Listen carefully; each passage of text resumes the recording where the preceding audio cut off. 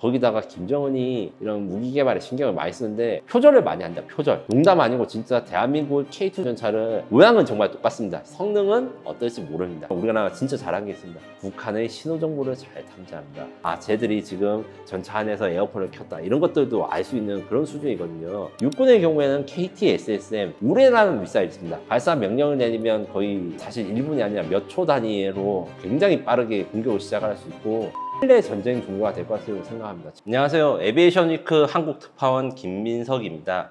주로 K방산 소식을 영어로 해외에 소개하거나 국내 매체에서 이제 국내 방위산업에 관련한 칼럼을 게재하고 있고요. 최근에는 K방산에 투자라는 K방산 투자 안내서, 대한민국 방위산업에 대한 입문서에 대해서 출판해서 고객들한테 선보이고 있습니다. 먼저 2차 한국전쟁에 대해서 설명하기 전에 대한민국 작게는 현재 501호라는 게 있고 이것은 기밀로 분류되고 있기 때문에 여기에 대해서 언급하는 건 어렵습니다. 지금부터 제가 말한 모든 내용을 제가 개인적으로 분석한 내용, 그 다음에 상상력을 발휘해 가지고 어느 정도 공상을 곁들인 내용이라는 걸 참여해 주시고 군사적 내용, 기밀이라든가 이런 것과 일체 상관이 없다, 이것을 전제로 말씀드립니다.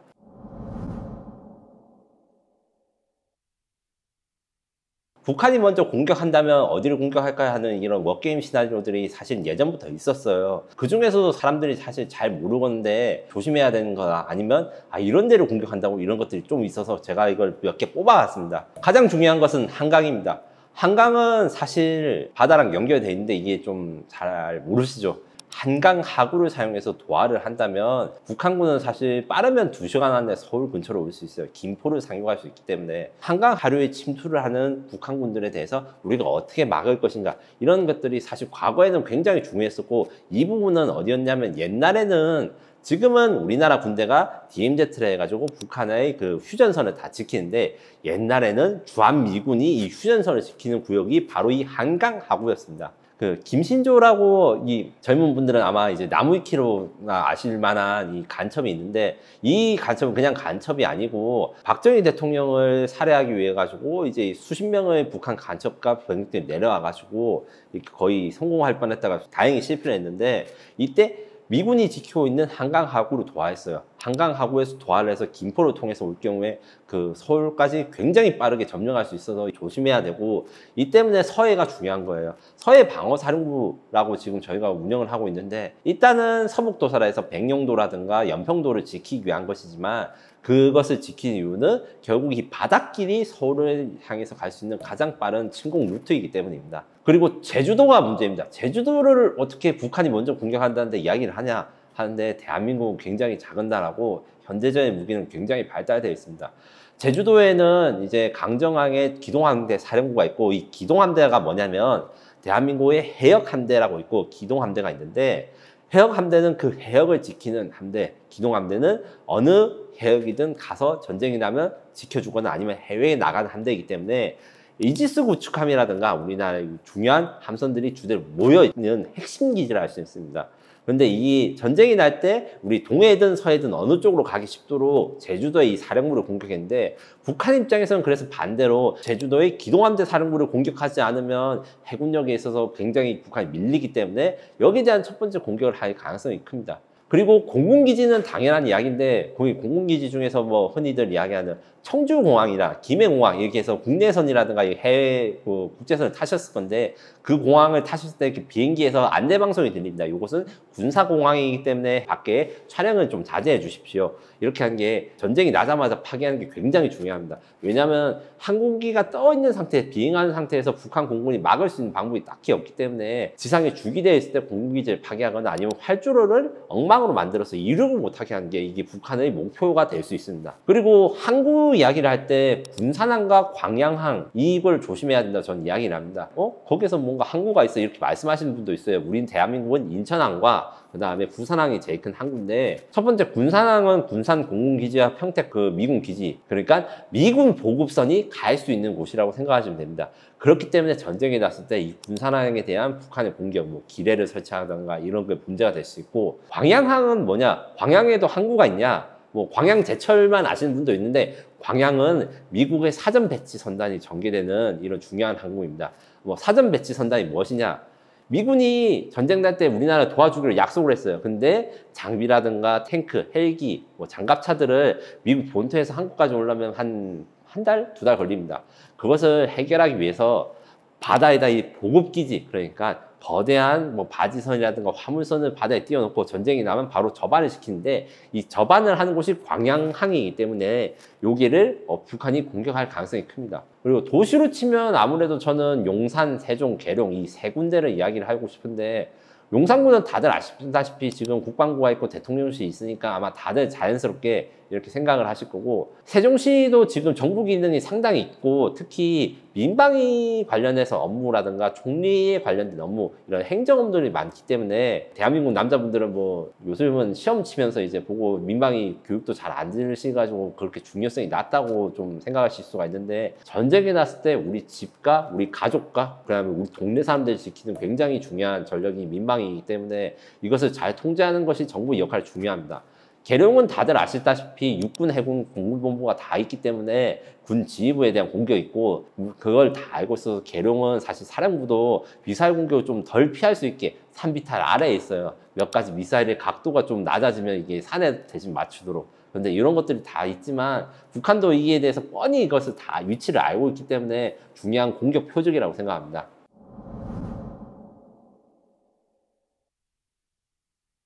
요것도 지금 제가 계속 강조하는 것은 우리나라 작전 계획과 군사 비밀과는 전혀 상관이 없습니다. 저는 그래서 가장 먼저 우리나라의 미사일과 우리나라의 폭격이 있어야 되는 곳, 이것을 꼽자면 첫 번째 두만강 철교, 그 다음에 압록강 철교, 그 다음에 나진, 선봉, 신주와 같은 국경, 그러니까 대한민국에서 가장 멀리 떨어진 그 국경지대를 공격해야 된다고 생각합니다.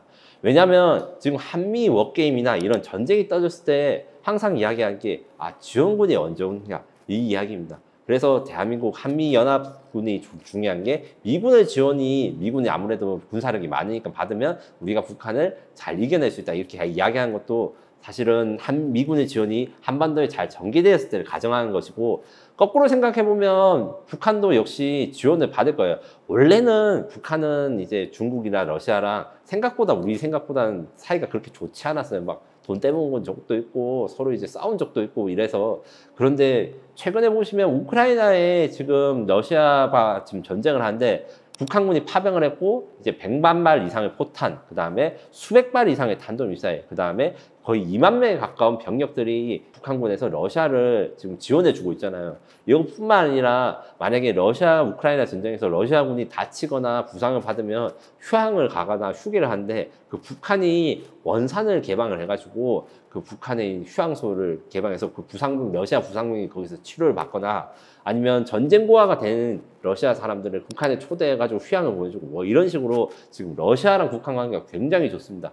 옛날에는 사실 러시아는 한국과 굉장히 친했고 한국과의 군사교류도 많았는데, 지금 현재 상태로는 현실적으로 봤을 때 진짜 전쟁이 일어난다면 북한 역시 북한에 도움을 줄 수 있는 나라들에 대한 보급선을 끊어야 되기 때문에 대한민국에서 가장 멀리 떨어진 두만강 철교라든가 압록강 국경 지방에 대해서 공격을 해야 된다. 그 다음에 이야기할 수 있는 거는 이제 철봉각이라고 합니다. 이게 옛날에 그러니까 김정일 있었을 때는 철봉각이라는 지하 지휘소가 있었는데, 왜 철봉각인지는 몰라요. 뭐 일설에 의하면 뭐 진짜 지하 기지에 철봉 같은 게 이제 기둥이 많아가지고 있다는데, 이거는 제가 보기에는 거짓말 같고, 북한의 지하 지휘소는 진짜 여러 군데가 있는데 그 중에서도 김정은, 그러니까 최고사령관이 있는 지휘소는 지하 500m 가까이 있다, 이런 썰이 있습니다.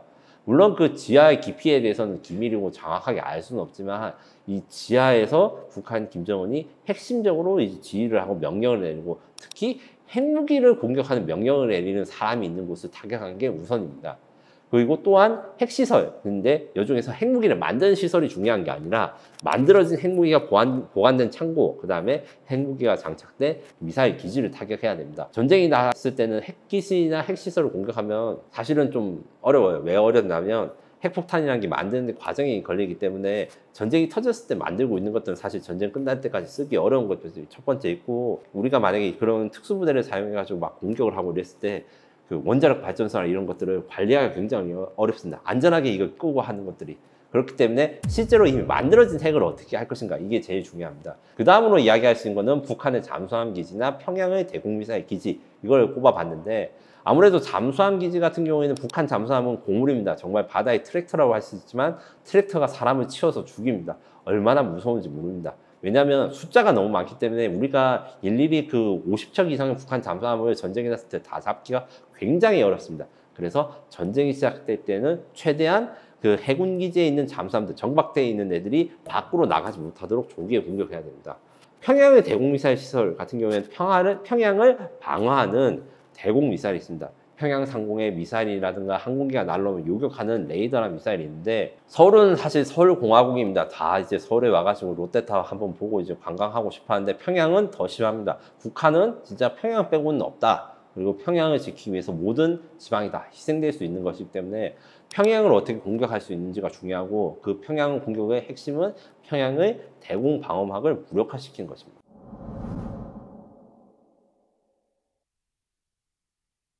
이것들은 사실 나무위키 보면 무슨 무기들이 있던 역할이 있고 저희가 말하지 않아도 다 알 수 있습니다. 하지만 뭐가 중요한지를 좀 제가 설명드리는 게 중요해서, 그 많은 무기들 중에서도 대한민국을 특히 위협하고 전쟁날 때 위력을 발휘할 것이 뭐냐면 600mm 방사포라는 게 있습니다. 방사포는 기본적으로 다연장 로켓이고, 다연장 로켓은 어떻게 보면 단순화된 미사일입니다. 원래는 유도 장비가 없는 것을 로켓, 유도 장비가 있는 것을 미사일이라 했다가, 유도 장비가 없는 데다가 끝에다가 GPS 수신기를 달기 시작했어요. 그럼 유도가 되거든요. 그래서 유도 방사포 뭐 이렇게 이야기를 하는데, 핵심은 장거리 200km 이상을 타격할 수 있는 거대한 탄두를 가진 미사일들과 방사포들이 전쟁 초기에 큰 역할을 가지기 때문에 북한이 이걸 얼마나 많이 쓰는가, 얼마나 잘 쓰는가에 따라서 사실 북한 입장에서는 그 성공률이 달랐습니다. 얼마 전 그 이스라엘과 이란과의 그 미사일 전쟁이 있었습니다. 이스라엘 공군은 전투기로 폭격을 하고, 폭격을 받은 이란은 이제 무인기랑 그다음에 탄도 미사일을 사용해서 이스라엘 공격했는데,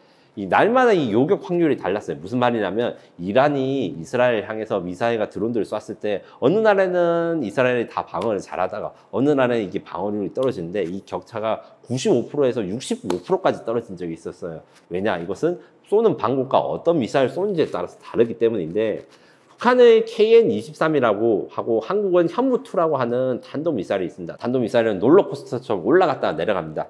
자기 힘을 사용해서 고도를 높게 올라간 다음에 자유낙하해서 빠른 속도로 낙하하는데, 이것이 이제 현대전에서 좀 위력적인 무기고, KN-23 원래 정확도가 굉장히 낮았어요. 그런데 제가 우크라이나 기자랑 이야기를 해봤는데, 이 KN-23을 우크라이나 전쟁에서 러시아가 쓰니까 자기들이 쓰니까 이게 너무 정확도가 낮은 거예요. 이 정확도를 보통 100m 안에 떨어져야지 정확하게 이 표적을 파괴할 수 있는데 뭐 400~500m까지 떨어진다는 거예요. 그래서 러시아 기술자들의 도움으로 북한의 이 탄도미사일 정확도가 높아졌기 때문에 이게 굉장히 위협적이 됐습니다. 이 외에도 SLBM이 중요한데, 김군옥 영함이라는 잠수함이 한 척 있습니다. 여기서 SLBM을 탑재를 하는데, 서브라인 런치드 발리스틱 미사일이라서 탄도미사일 보통 트럭이라든가 지상기지에서 발사하는데, 잠수함에서 발사하면 뭐가 좋은가? 얘가 어디서 발사되는지 알 수가 없습니다. 잠수함을 잡기가 굉장히 어렵기 때문에. 근데 어디서 발사하는지 모르면 이걸 막기도 어렵고, 그 다음에 누구를 향해서 쏘는지도 알기 어렵기 때문에 여기에서 치명성이 나오고, 이거를 잘 우리가 방어하는 것이 관건이고, 초음속 미사일들이 몇 개 있습니다. 원래 북한은 이제 그 군사교에서 5개년 계획으로 극초음속 미사일이라 해서 대한민국도 가지지 않은 미사일을 자기들이 먼저 가지겠다 뭐 이렇게 선언을 했는데, 아직 완성은 되지 않았고 한국보다는 약간 좀 미사일 기술이 떨어집니다. 그 와중에도 최연함이라고 하는 5,000톤 호흡 신형 이제 구축함에 초음속 대함미사일로 추정되는 이것들이 발견이 되어서, 이것 같은 경우에 원래 극초음속이라는 건 마하 5, 6으로 해서 우리가 일반적으로 탄 비행기 6배에서 7배 빠른 속도인데, 이런 초음속 대함미사일 같은 경우에는 일반적인 여기의 3배에서 4배 정도 속도를 난다. 이런 것들이 실현가 됐다. 전차 같은 경우나 아니면 이 포 같은 경우도 북한이 매우 구식이죠. 구식인데 숫자가 많고, 거기다가 김정은이 이런 무기 개발에 신경을 많이 쓰는데 표절을 많이 한다. 표절. 농담 아니고 진짜 대한민국 K2 전차를 그대로 뺏기거나 아니면 정말 비슷하게 생긴 전차들이 나오는데 속은 또 달라요. 70년 전에 나온 그 러시아 탱커를 이리저리 자르고 붙이고 개조를 해가지고 우리 최신의 특전차처럼 만들거나, 아니면 어느 순간 K9이랑 정말 비슷하게 생겼는데, 이래서 일부 이제 전문가들이나 해외에서는 이 한국의 군사기밀이 지금 북한에 넘어간 거 아니냐, 이런 해프닝도 있었는데, 그건 아니고 모양은 정말 똑같습니다. 성능은 어떨지 모릅니다. 이런 것들에 대한 재래식 무기도 사실 숫자 측면에서는 위협적이고, 마지막으로 우리가 전혀 알 수 없는 것 중에 드론이 있습니다. 북한군도 드론을 항상 사용할 것이나 그것이 철저히 기밀에 있습니다. 다만 작년에 무장 전시회라고 하는 이 북한으로 치면 이제 방위사업 전시회에서 북한군 드론이 무려 10종류나 새로 공개됐어요. 큰 것도 있고 작은 것도 있는데 큰 거는 숫자가 작으니까 사실 그렇게 큰 위협은 되지 않습니다. 문제는 작은 드론, 흔히 FPV 드론이라 한 것이 굉장히 무섭습니다. 요 같은 경우에는 가격이 싸고 대량으로 구매할 수 있기 때문에 어떤 전문가들은 북한이 이미 10만 개의 FPV 자폭 드론을 가지고 있다 이렇게 주장하고 다니시는데 뭐 그거는 사실 아닌 것 같지만 이런 것들은 솔직히 말하면 국제우편으로 그냥 택배로 받아볼 수 있는, 왜냐하면 폭탄을 달기 전에 이게 무기가 아니에요. 그렇기 때문에 쉽게 획득할 수 있고 이것들이 얼마나 잘 북한이 쓰는지에 따라서 북한군의 기갑정이라든가 이런 것들이 좀 성격가 좀 달라질 것이다, 이렇게 말씀드릴 수 있습니다.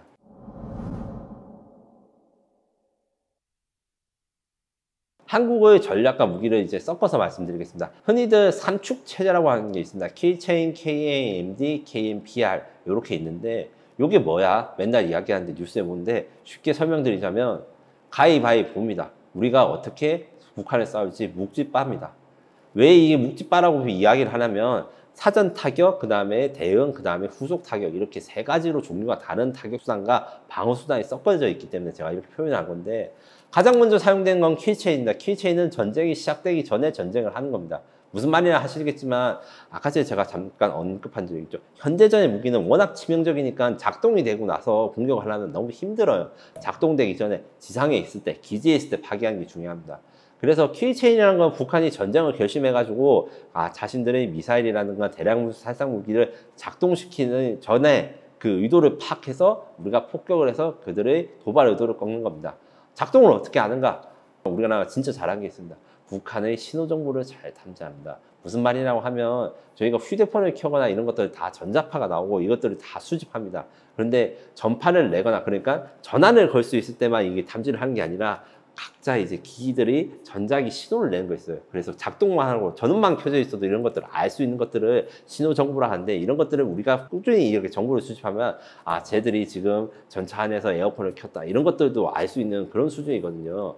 그렇기 때문에 상대방이 그 대량 살상 무기의 작동 계획이라든가 아니면 배치된 정도를 파악해서 우리나라의 공군을 공격기가 공격을 하는데 그냥 공격을 한 것이 아닙니다. 왜냐하면 전쟁이 일어나기 전이다. 북한군의 전력과 방어력이 가장 견고할 때 공격을 해야 된다는 뜻입니다. 왜냐하면 전쟁이 시작돼야지 이게 장비들이 줄어드니까요. 그래서 F-35A라는 미국산 이제 스텔스 전투기 요 같은 경우에 흔히 레이더에 걸리지 않는다는데 레이더에 보이는데 이게 레이더가 전투기인지 모르고 가는 겁니다.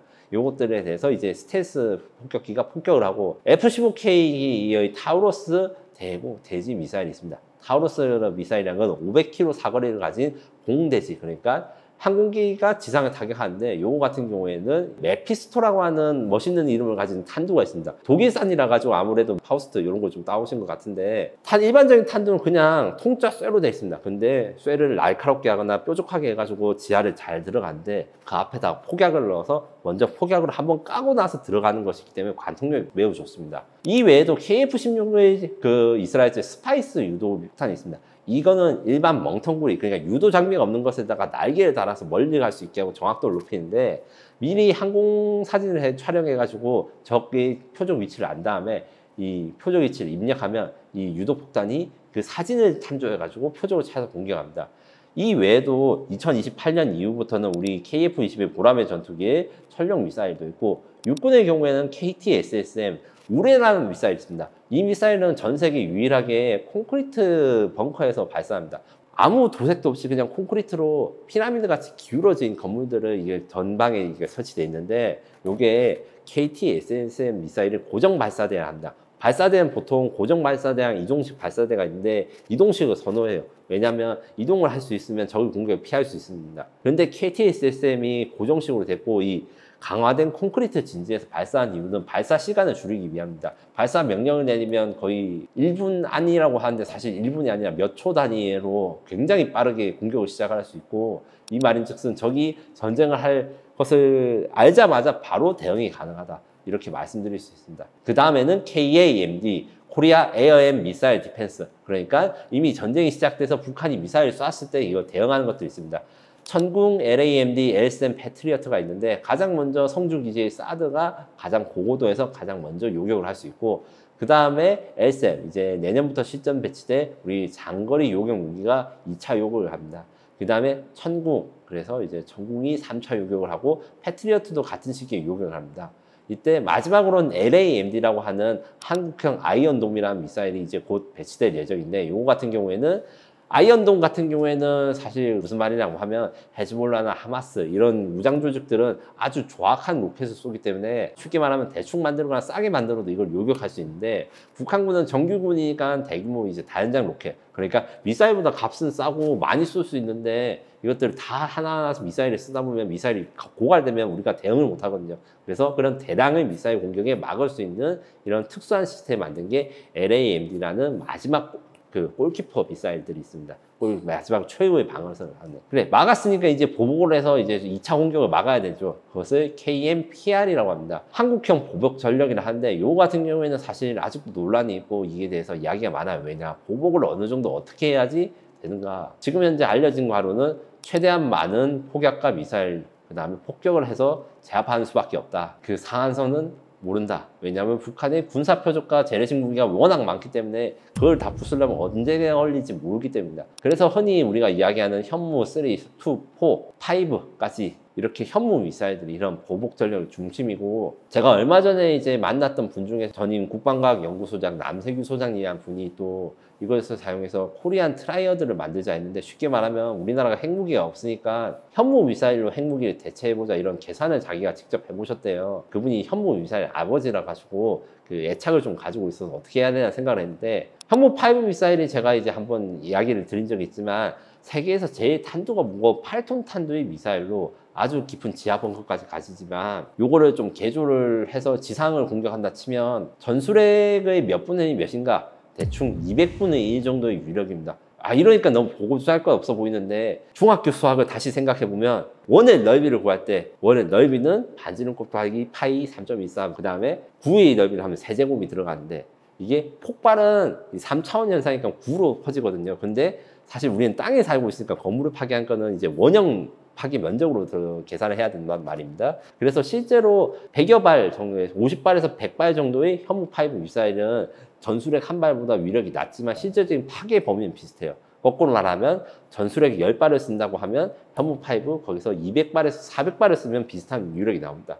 그걸로 해서 평양을 완전히 지워버리자 이런 것들이 있고, 이 외에도 이제 우리나라 공군의 F-15K, 제이당, FA-52, KGB 같은 유도폭탄들이 대규모의 폭격을 한다. 이런 것들로 해서 북한이 반격을 할 수 있는 것들을 아예 없애버린다는 것이 있고, 이 삼축 체제가 이제 북한 핵무기에 대항하는, 그러니까 핵을 썼을 때 핵을 최대한 막고 우리 재산을 보호하는 것이고, 핵을 쓰지 않더라도 북한의 그 선제 공격과 이런 대응하는 방법인데, 이것들이 다 끝나면 무엇을 하느냐? 상륙작전과 특수전, 그 다음에 정규전을 합니다.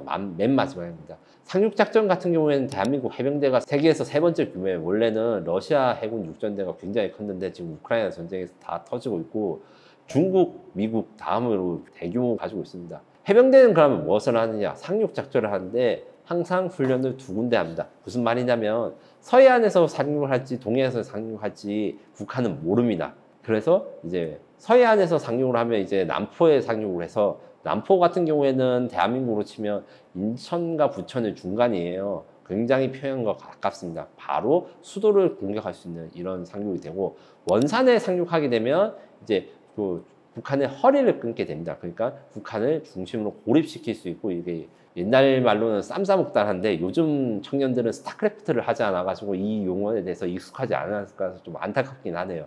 그래서 후방과 전방을 같이 공격하는 이런 것을 상륙작전을 하고, 기타 특수전이 있습니다. 특수전이야말로 진짜 비밀에 쌓인 작전들이 많기 때문에 제가 말하는 것은 거의 다 상상이라 생각하시면 되는데, 어떤 것이 있는가? 북한의 휴대폰이라든가 TV 전파를 교란해서 대한민국에 대해 항복을 유도하거나, 아니면 가짜 정보를 만들어내가지고 명령을 내려서 지휘관이 어디로 가라고 명령을 내는데 이것을 딥페이크나 AI를 합성해서 적을 속여가지고 엉뚱한 데 가거나, 아니면 적을 이제 적군의 이제 장군들을 체포를 할 때 그냥 한국군이 가서 체포를 하는 게 아니라 북한군인 척하고, 니는 이제 지금 이제 반역자로 해가지고 이제 김정은이 잡아간 다음에 이제 잡혀가가지고 정보를 빼내거나, 이런 식의 것들이 굉장히 많이 있습니다. 이거 외에도 인지전이라든가 우주전 같은 새로운 그 전쟁의 개념들이 있는데, 이것만 설명해도 굉장히 길게 걸리기 때문에 최대한 요약해서 말하자면, 북한도 지금 현재 인공위성을 잘 사용하고 있습니다. 북한의 인공위성은 지금 한 2개 떠 있는데 보잘것없어요.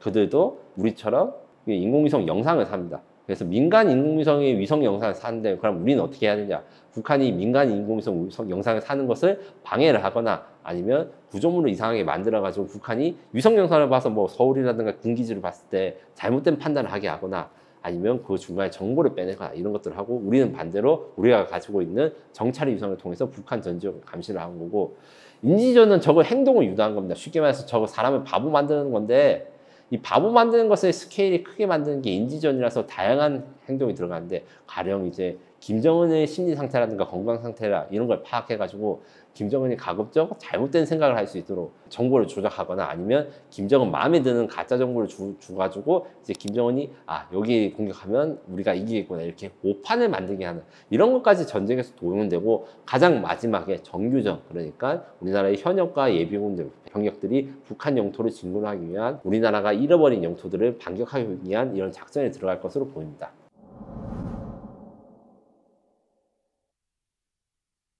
기본적으로 제가 앞에 말한 부분들에서 좀 추가할 것입니다. 수도권이라는 특성이 있습니다. 현대전에서 거대한 도시를 공격하기가 굉장히 어려워요. 왜냐하면 대포로 모든 게 다 부서질 것 같지만 이게 아파트를 무너뜨리고 빌딩을 무너뜨리는 게 현대 무기로도 쉬운 게 아닙니다. 물론 핵무기는 제외하고 포탄이라든가 막 미사일이나 이런 걸 이야기를 할 때 한두 발로 잘 안 부서져요. 결국에는 방어하기가 용이한 거고 북한군 입장에서는 전차 부대라든가 이런 부대들을 수도권에 넣고 이렇게 했을 때 뭐 아파트에서 뭐 매복을 한다거나 아니면 도로에 뭐 지뢰가 깔린다 이런 것들 대응하기 어려워서 사실은 군사 전략상으로는 북한이 만약에 전쟁을 했을 때 수도권을 피해서 가야 됩니다. 수도권을 피해서 후방에 뭐 공장이 있는 핵심 기지라든가 군사 기지 타격하는 게 훨씬 나은데 수도권을 점령한다는 것이 상징성이 워낙 크니까 북한이 오판을 하게 된다면 이제 수도방위 사령부 그 다음에 예비군들 동원해서 방어를 하게 되고 요거는 이제 군사 기밀은 아니고 제가 수도방위 사령부로 나왔기 때문에 잠깐 이야기를 하자면 아파트 그라드란 용어가 이제 밀리터리 매니아들 사이에서 있었습니다. 무슨 말이냐면 전쟁 나면 아파트를 다 때려 부숴가지고 그거를 그 위에서 매복을 해서 전투를 하자 이런 건데 사실과 다릅니다. 그러니까 아파트 가진 분들은 크게 걱정 안 하셔도 되지만 우리 주요 기동로 그러니까 서울의 도로들이 사실 맨날 막히고 이런 것들에 대해서 불만이 가지고 계실 거예요. 저도 좀 그런데 방어에 좀 유리하게 설계된 도로들이 있습니다. 의외로 우리 강변북로라든가 아니면 올림픽대로 이런 것들 중에서는 일부 구조물이나 건물을 폭파시키는 거 하나만으로 진입을 막을 수 있거나 아니면 북한이나 아니면 항공정찰을 그러니까 정찰기가 정찰을 탐지하지 못하도록 지하에서 아니면 밑에서 몰래 병력을 이동할 수 있는 다리가 있습니다. 거기가 뭐냐? 잠수교예요. 잠수교가 원래 항공기라든가 인공위성을 탐지를 피해서 전차라든가 장비들을 옮기기 위해서 만든 다리예요. 그래서 다리 밑에 다리가 있는 거거든요. 이런 식으로 서울은 생각보다 방어가 잘 구축되어 있습니다. 특히 서울 위쪽 지방 분들은 이 말을 굉장히 싫어하시는데 옛날에 한번 논란이 됐긴 해. 일산시가 서울을 방패막이가 된다는 썰이 있었어요. 뭐 일산은 다 아파트를 무너뜨려 가지고 그걸로 방어를 한다는 이건 사실이 아닌데 다만 일산시의 존재로 인해 가지고 북한군이 이 수도권을 진입할 때 굉장히 어려운 게 있습니다. 그렇기 때문에 아마 북한군이 전략을 수도권을 장악하기 위해서 한다면 사실 장악한다고 뻥을 치거나 아니면 이제 혼란을 유도할 가능성이 있습니다.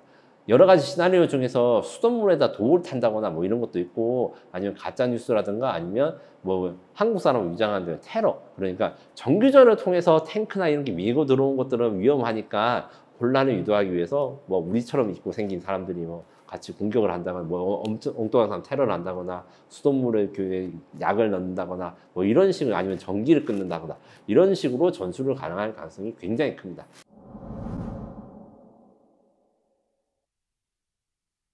그다음 전체적인 규모에서는 어떻게 전쟁이 이루어지는가? 기본적으로 북한의 그 군사 교리는 항상 후방 타격이 중요합니다. 왜냐하면 6.25 전쟁 때 낙동강 전선까지 밀고 내려왔다가 다시 올라간 다음에 한국이 압록강까지 올라갔다가 다시 휴전선 근처에서 대기를 2년 동안 했으니까 완벽하게 자신들의 그 기습이 성공하지 못한 이유에 대해서 후방 타격이 실패했다. 그러니까 부산도 같이 공격해서 혼란을 유도했었어야지 이 낙동강 전선을 뺐을 수 있다. 이렇게 생각한 게 맞습니다. 후방이라는 것은 지리적 후방, 쉽게 말해서 우리가 땅으로 기준했을 때 북한과 멀리 떨어진 제주도라든가 아니면 경상도 이런 것도 있지만 사이버 후방에 대한 기습이 있습니다. 무슨 이야기냐면 전쟁이 나면 이 이야기는 많이 안 하시는데 비트코인 조심해야 됩니다. 왜냐하면 북한군의 해커 실력은 세계 최고 실력이고 그들이 세계 최고의 실력이 된 것은 은행을 털었어요. 옛날에는 방글라데시 은행을 한번 털어서 거기에 있는 돈들을 다 빼갖고 요즘은 비트코인을 탈취하는 시도가 굉장히 많습니다. 좀 가벼운 사례로는 한국 PC방에 악성 코드를 뿌려서 비트코인 채굴을 하게 만들고 북한이 가지고 있는 계정에 옮겨가다 이런 것도 하고 전쟁이 났을 때 당연히 우리 지금 비트코인이랑 암호화폐가 시장이 중요하니까 한국이 가지고 있는 암호화폐 재산에 대한 탈취 작전 이런 것들이 굉장히 열심히 할 것으로 보이고 이것들을 사이버 후방 공격, 사이버 공격이라 볼 수 있어요. 그래서 우리가 여기는 공격하지 않겠지라고 의심한 부분부터 먼저 공격을 한다. 그리고 군기지가 아닌 부분 중에 후방기지 그러니까 항구라든가 중요한 시설, 발전소 이런 것들을 하고 제가 앞서 인지전에서 북한과 전쟁을 했을 때 우리가 어떻게 하냐면 이제 북한군의 행동을 변화시켜서 하는데 북한 역시도 그런 걸 합니다. 가짜 뉴스를 만들 것이고 테러를 조합할 것인데 이번에도 지금 얼마 전 인도랑 캄보디아의 전쟁 그래서 지금은 이제 휴전이 됐지만 그 과정 중에서도 인스타그램과 페이스북을 사용해서 서로한테 가짜 정보를 굉장히 많이 줬습니다. 이런 것들이 북한은 아주 익숙하고 거기다가 북한 사람들이 물론 북한 사투리는 다 알 수 있지만 제 사투리보다 어떻게 더 잘 하시는 분도 있어요. 평양 말은 사실 저보다 서울 말에 더 가깝습니다. 언어가 비슷하니까 이 거짓말을 하거나 이 속이기도 쉬운 거예요. 그래서 예비군 소집을 늦추고 물류를 저하시키거나 아니면 사람들의 탈출을 유도를 하는 데에서 도로를 막히게 하면 그것만으로도 우리 보급선을 막힐 수 있는 거죠. 그리고 서울시 기능을 유지하는 것이 무엇보다 중요한데 그 북한군이 자신을 손을 쓰지 않아도 이제 서울시 내부에서 혼란이 생겨가지고 서울시 기능이 마비되면 그건 북한군한테 아주 땡큐죠. 이 외에도 전통적인 무기 그러니까 뭐 탱크라든가 화포를 사용한 전쟁 같은 경우에는 화력 집중이라는 개념을 사용할 겁니다. 화력 집중이라는 건 쉽게 말해가지고 하루에 1000발을 쏠 수 있으면 그 1000발을 1시간 안에 쏘고 나머지 23시간을 쉬고 있는 게 1시간마다 이제 조금씩 쏘는 것보다 훨씬 더 좋다 이런 전략이 있어요. 왜냐하면 한 번에 거대하게 이제 포격하고 공격을 할 때 이 방어선이 뚫리기 때문이죠. 그래서 북한의 대규모 병력들이나 포거들은 단순히 이제 많은 것뿐만 아니라 특정 시간이나 특정 시점, 특정 위치에다가 대규모로 화력을 집중해서 아무리 우리 군이 장비가 우수하더라도 그런 순간적인 우위를 통해서 방어선을 뚫으려는 의도가 있을 것이고 옛날에는 그래서 장사정포와 미사일만 걱정하면 되는데 여기다가 드론을 또 사용해가지고 이제 한국군을 위협할 경우가 큽니다. 그래서 장사정포와 미사일 혼자만은 안 되니까 드론을 미끼로 보내가지고 우리나라 대공 미사일 소진시켜야 하고 이게 이란이 실제로 이스라엘과의 12일 전쟁에 썼던 방법을 그대로 쓸 것이고 그리고 부대를 어디 배치해서 기동할 것인가 이것도 중요합니다. 북한군이 한국 전쟁 때 뭐 탱크를 사용해가지고 밀고 내려왔다는데 이것은 사실과 좀 다르고 탱크가 아주 소수였고 대부분 다 걸어서 내려왔습니다. 지금도 북한은 경보병이라고 해가지고 말이 경이지 그 군장이 무겁더라고요. 근데 무조건 몇백 킬로씩 행군을 해가지고 가는 이런 보병들이 가볍게 그러니까 산을 타고 가서 이렇게 하거나 아니면 공기보양정이라 해서 뻘밭을 갈 수 있는 특수한 선박 이런 것들을 사용해가지고 서해안에 침투하거나 일부 AN2기라고 하는 프로펠러기가 있어요. 요거 같은 경우에는 캔버스 아시죠? 우리 신발 캔버스의 캔버스랑 그림 그릴 때 캔버스 그 소재로 날개를 만듭니다. 그리고 나무로 그걸 감쌉니다. 그것을 프로펠러를 달아가지고 날아다니면 엄청 꾸진 비행기 이런 건데 이게 의외로 비행기 그 요격하기 어렵다. 이런 지적들이 많았습니다. 왜냐하면 너무 느려서 제트기로 쫓아가면 지나쳐버린다 뭐 이런 것들이 있었어요. 이런 것들에 대한 그 안들기를 사용한 저공 침투 혹은 이런 엔진이 없는 글라이더를 사용하면 소리가 안 들립니다. 그래가지고 침투를 알기 어려워서 그런 것들을 사용해가지고 순간적으로 이제 제가 말한 김포라든가 아니면 동무지막 이런 데에서 병력을 집중할 것이다.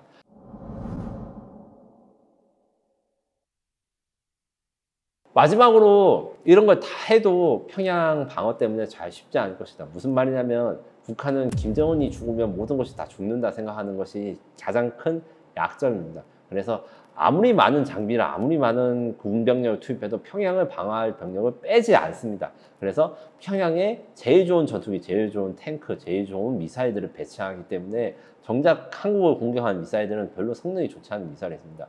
심지어 평양 방어 사령부라고 이제 좀 이야기하는 뭐 실제 부대 이름 따로 있습니다만 우리나라의 수방사에 대응하는 그런 부대가 있어요. 수도방위 사령부에 대응하는 이 부대의 탱크가 굉장히 좋은데 그 일부 전문가들은 이 탱크들이 전쟁이 날 때 대한민국을 침공하기 위해서 쓰는 게 아니라 평시에 누군가가 김정은에 대해서 군사 쿠데타를 했을 때 지방에 있는 탱크보다 평양에 있는 탱크가 더 좋아야지 그걸 부술 수 있다. 그래서 얘들은 전쟁이 날 때 쓰지도 않을 건데 가장 좋은 탱크를 준다. 이런 주장을 한 적도 있었어요. 그래서 평양을 잃어버리면 김정은은 모든 것을 잃어버리고, 물론 평양을 잃어버려도 김정은이 탈출을 해서 이제 북한의 국경 지방이나 이런 데 숨을 수 있지만 그 순간 김정은의 영향력은 굉장히 약해질 것이다. 이렇게 생각하시면 됩니다.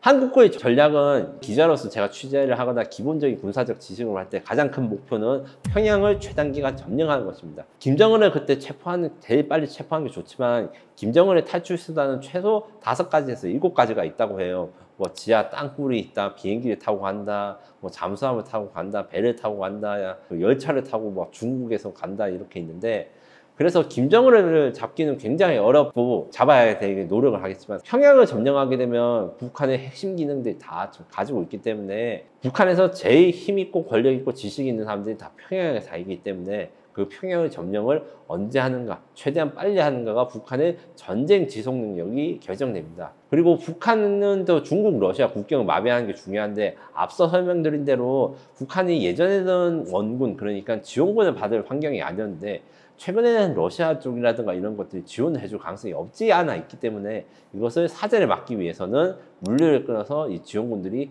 한반도로, 그러니까 북한 영토로 오는 것을 막아야 됩니다. 그것에 대해서 집중을 할 것이고, 또한 이 과정에서 주한미군 그리고 한미연합사령부의 연합 전력이 굉장히 많이 필요합니다. 예전에는 사실 작계나 이런 걸 세웠을 때, 그러니까 지금 작계 말고 예전 작계는 미군의 어떤 부대가 어디를 점령하고 어디를 가고 이런 것도 다 정해져 있었어요. 지금도 아마 비슷하게 있겠지만 미군의 지상력력 자체가 매우 적기 때문에 미군을 활용하거나 이런 것보다는 우리 독자적인 작전 이런 걸 요구하고, 다만 미군이 이제 배를 타고 오거나 지원군이 왔을 때 그 지원군을 활용해 가지고 최단거리로 평양을 점령하고 북한 전지역을 점령하고 후방에 가기 위한 것으로 집중할 것이고, 그리고 항공모함 지원을 많이 받을 것입니다. 태평양에 미국의 11척 항공 중에 5척이 배치되었다, 이런 말을 잠깐 했는데요. 이 5척의 항공모함이 한반도 근해에 배치돼서 약 500대 이상의 작전기들이 평양을 폭격하게 될 것입니다.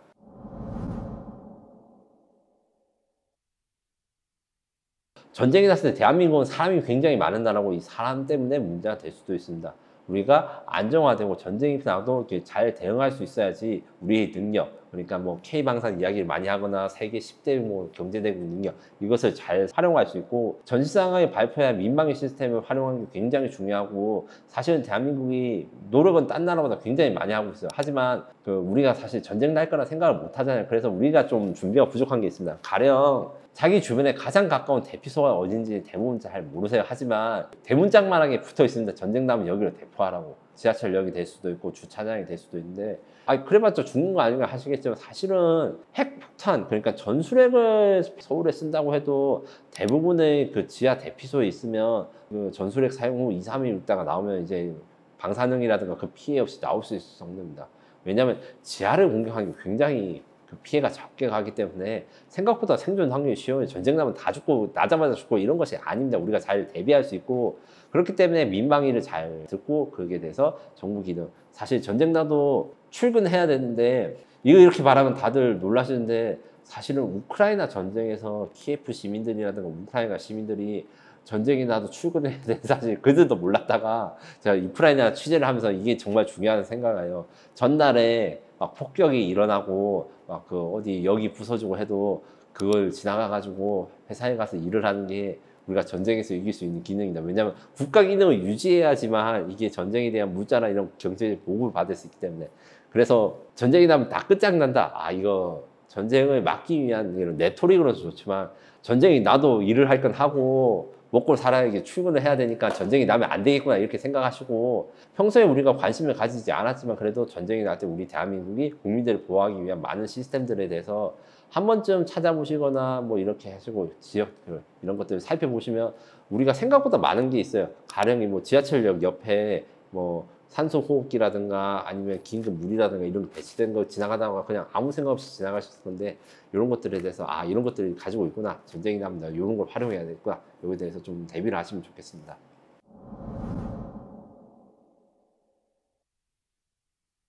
남북한의 전쟁이 났을 때 누가 이길 것인가, 어떻게 전개될 것인가, 여기에 대해서 확률적으로 사실 계산을 하지 못합니다. 대신에 시나리오 상으로 해서 우리나라와 남북의 전력차가 어떻게 됐을 때 기여가 나올까, 여기에 대해서 몇 가지 이야기를 드릴 수 있을 때, 가장 최악의 경우 북한군의 능력이 최상의 경우에는 핵무기를 실제로 남한이나 대한민국에 사용을 해가지고 미군이 지원이 늦어지고 러시아가 참전했을 때가 최악의 경우로 할 수 있습니다. 이 경우가 되더라도 한국은 북한을 이길 수 있어요. 대신에 희생자가 굉장히 많을 것입니다. 최소 10만 명 이상이 사망한 상태에서 전쟁이 이룰 것이고, 그럼에도 불구하고 대한민국의 재래식 무기라든가 포탄이 굉장히 많기 때문에 북한을 이제 밀어서 이겨낼 수는 있어요. 하지만 어느 북한 전 지역에 대한 점령은 불가능하고, 평양 인근에 방어선을 형성하거나 평원선이라고 있습니다. 평양과 원산에 있는 선으로 6.25 때도 이 선이 있었는데, 이 선을 중심으로 아주 장기간, 그러니까 우크라이나 전쟁처럼 우크라이나에서 러시아군이 이제 한번 밀고 들어갔다가 빠져나온 다음에 우크라이나 영토의 몇 프로를 러시아가 점령하고 있는가, 이걸로 싸우는 것처럼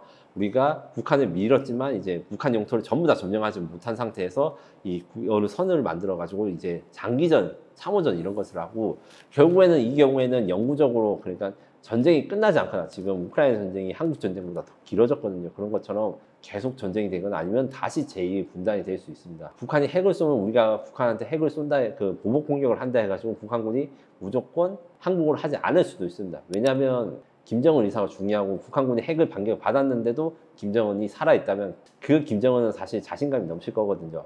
그 다음 시나리오는 남북한의 힘이 유사할 경우, 북한은 핵무기를 사용할 것이고 대한민국 대도시는 크게 피해를 받아서 10만 명 이상이 사망할 것이지만, 북한의 보복 핵공격, 그러니까 평양에 대한 보복 공격을 해가지고 북한의 군사적 기능이라든가 전쟁 수행 능력이 크게 떨어질 것입니다. 그런데 이렇게 경우에는 북한도 핵무기를 맞았기 때문에 중국군 혹은 러시아군이 무슨 비밀을 만들어서 참전할 가능성이 높고, 한미연합군이 강력하지만 북한과 중국 연합, 북한과 러시아군 연합을 상대할 수 있으리란 확신은 들지 않고, 사실상 이래 되면 사실 3차 세계대전입니다. 이거는 이제 북한군 최상 시나리오보다 조금 더 좋아서 북한 대부분의 영토는 우리나라가 차지할 수 있겠으나, 북한 전 지역을 석거나, 그러니까 북한의 모든 영토를 점령하는 것은 대단히 힘들 것으로 보입니다. 그리고 이것들이 아마 이제 장기전이라든가 아마 대규모 전쟁이 일어날 것이고, 여기서 또 중국군이나 러시아군이 참전해가지고 그들을 막게 된다면 대한민국이 좀 100만 명 이상의 사상자가 나올 수 있을 거로 생각합니다. 마지막은 가장 좋은 시나리오, 최상의 시나리오입니다. 북한이 지금 현재의 능력보다 제대로 된 걸 발휘하지 못하고 한국이 지금보다 더 잘 발휘했을 때 7일 내 전쟁 종료가 될 것으로 생각합니다. 7일도 사실 전 길게 본 거라고 생각하고요. 이 상황일 때 김정은을 사망시키고 그 다음에 북한의 핵 전력을 조기에 파괴시키고 이제 이런 지휘부에 붕괴시킬 경우에는 북한이 한국을 선택할 수밖에 없고, 특히 북한의 핵심 설비라든가 이런 걸 조기에 얼마나 그러니까 전쟁 첫날 안에 얼마나 많이 파괴시킨 것 따라서 이 시나리오가 적용될 가능성이 있습니다. 만약 그리고 이 상황이 적용되면 이제 제일 빨리 전쟁을 끝내기 위해서 남포에 이제 우리 해병대가 상륙하고, 이제 전쟁 일주일 안에 평양에 한국군이 진입하고 평양을 점령하게 되면 자연스럽게 종전협정이 일어나고, 북한이 그 폭격 과정에서 많이 사망할 수 있게 되더라도 지금 현재 러시아 우크라이나 전쟁, 이스라엘, 그다음에 이란 전쟁에서 폭격 피해자를 본 결과 그래도 이제 비교적 적은 사상자 그 10,000명 정도 내에서 종결되겠지만, 이것도 사실 희생이 커요. 어떤 시나리오든 우리나라 전비는 몇 천억 달러 이상을 쓰게 될 것이고 비용이 굉장히 많이 들어갑니다.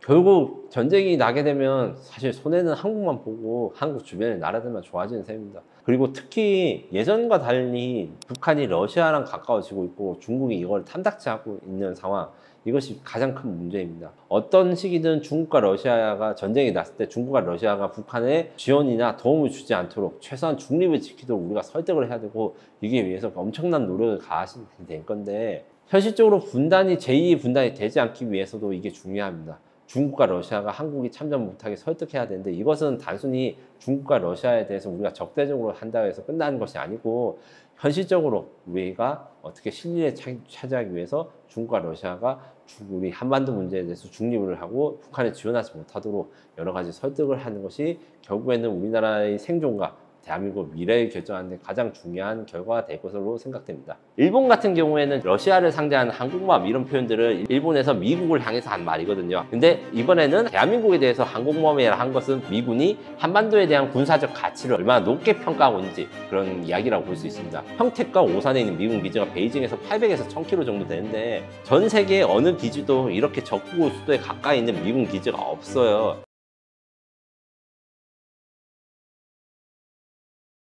크게 트럼프 위기 이후에 이제 미국과 중국과의 갈등이 계속될 뿐만 아니라 트럼프가 또 동맹국과 싸우고 있지 않습니까? 그래서 상황이 굉장히 복잡하다 이렇게 평가할 수 있고요. 하지만 제일 큰 축은 중국과 미국과의 갈등, 그 속에서 이제 대만이라든가 한국, 한반도, 일본 등이 엮여 있습니다. 지금 중국은 대만을 포기하고 있는 군사훈련을 지속적으로 실시하고 있는데 2027년 중국 침공설, 그러니까 2027년에 대만을 완전히 정복하기 위해서 중국이 나설 것이다 이런 이야기들을 미국 핵심 인사들이 많이 퍼뜨리고 있어요. 물론 거기에 대해서 사실관계 확인은 할 수 없지만 분명한 것은 미국이 중국에 대한 분명한 위협, 군사적 도발을 할 것이다 걱정하는 것이 많습니다. 물론 중국도 이제 가만히 있는 게 아니라 미국도 지금 서태평양에 11척의 항공모함 중 5척을 전진 배치하고 있지 않느냐, 이것은 무력적으로 위협하는 신호를 보낸 것이다 이렇게 평가했습니다. 물론 여기에 대해서 누구 말이 맞다 이런 것에 대해 분석하기 전에 중국과 미국과의 관계가 이렇게 험악한 이야기가 있고, 특히 중국이 얼마 전에 한중 잠정 조치수열, 그러니까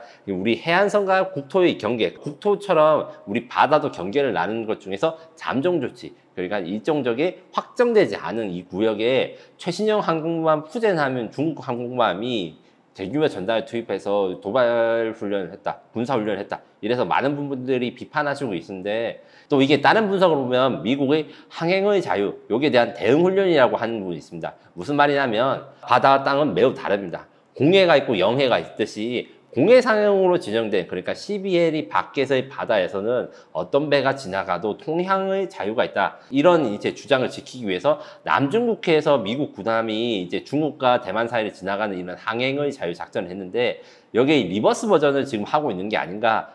미국이 그렇게 공해상에서 이제 군사훈련을 하면 우리도 공해상에서 하겠다, 이런 흐름이 있고, 미국과 중국과의 전략적인 경쟁이 심화되는 것도 저는 문제라고 생각해요. 왜 문제냐면 군사적인 갈등은 사실 정치적인 봉합으로 해결될 수 있다고 저는 생각합니다. 정치적으로 협상을 하거나 아니면 이제 서로 간에 공동 이익을 찾거나. 하지만 더 큰 문제는 AI를 사용한 미래 기술 패권입니다.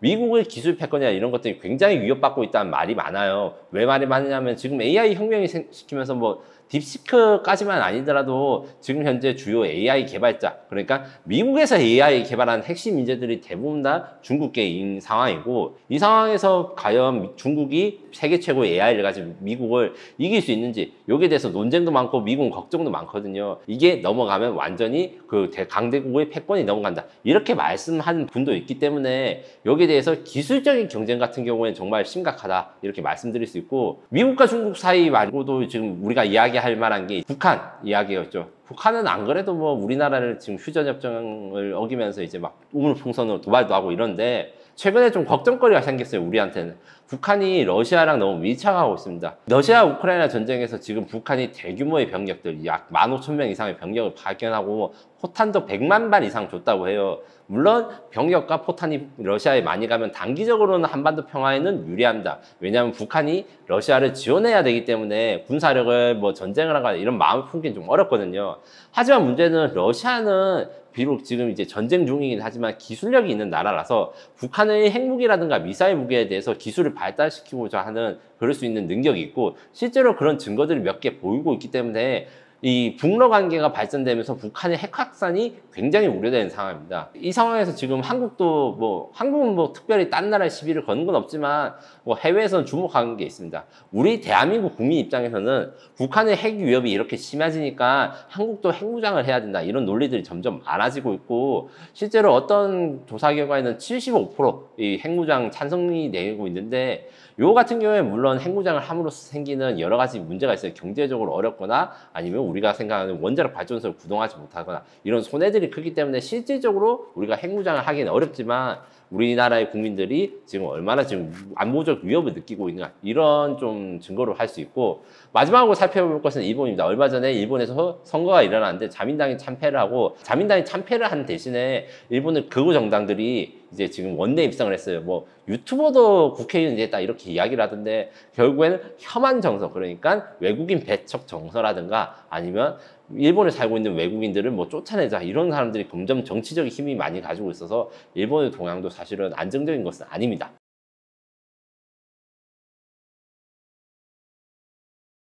제이비아 브런슨 주한미군 사령관이 2025년 5월 15일 하와이에서 열린 람팩 심포지엄, 그러니까 아시아 태평양에서의 그 군사 전략을 논의하는 심포지엄에서 한국을 베이징과 가장 가까운 동맹이라고 표시하면서 일본과 중국 본토 사이에 있는 섬이자 고정된 항공모함이라고 표현했습니다. 사실은 나라를 항공모함으로 비유하는 것은 우리나라보다 일본이 먼저입니다. 일본 같은 경우에는 지금 냉전 시기 때 러시아를 상대하는 항공모함 이런 표현들을 일본 내에서 스스로 썼는데, 요거는 무슨 뜻이냐면 자신들이 얼마나 군사기지로서 중요하냐 이걸 강조하기 위해서 일본에서 미국을 향해서 한 말이거든요. 아, 우리는 이렇게 중요한 기지니까 미국이 많이 지원을 해줘라. 근데 이번에는 대한민국에 대해서 항공모함이라 한 것은 반대로 미군이 한반도에 대한 군사적 가치를 얼마나 높게 평가하고 있는지 여기에 대해서 좀 살펴주는 그런 이야기라고 볼 수 있습니다. 실제로 한반도의 지정학적 가치에 대해서 이제 저는 어떻게 표현하냐면, 중국을 사람으로 치면 한국과 그 다음에 평택 미군 기지는 사실상 중국의 목덜미를 노리고 있는 칼과 같습니다. 왜냐하면 직선거리로 해서 지금 미군 기지가 평택과 오산에 있는 미군 기지가 베이징에서 800에서 1000km 정도 되는데, 전 세계 어느 기지도 이렇게 적국의 수도에 가까이 있는 미군 기지가 없어요. 이렇기 때문에 전쟁이 시작되거나 이랬을 때 가장 먼저 수도를 타격하고 핵심 시설을 타격할 수 있는 시설을 이제 한반도가 가지고 있다, 이렇게 표현할 수 있고, 이것 때문에 사실 중국이 많이 불편해하는 것도 있습니다.